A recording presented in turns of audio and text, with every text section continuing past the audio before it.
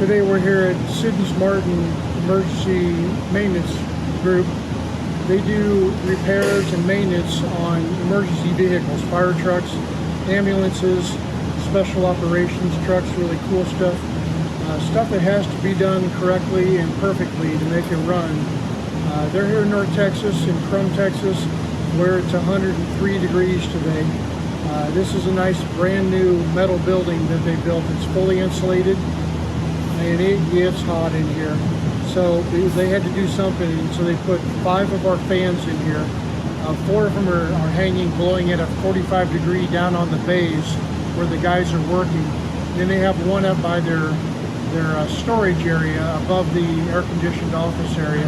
That's where they keep parts, and it pulls the air out of there and blows down from the one end. So it covers the entire building, the entire square footage out here. And it does a wonderful job. The guys love it here.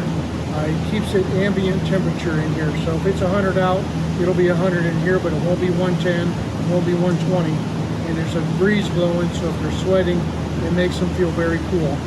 So this is a perfect application for the Super Duty fans, because our fans have to operate just like these emergency equipment have to operate every day, no downtime allowed, especially in the summertime.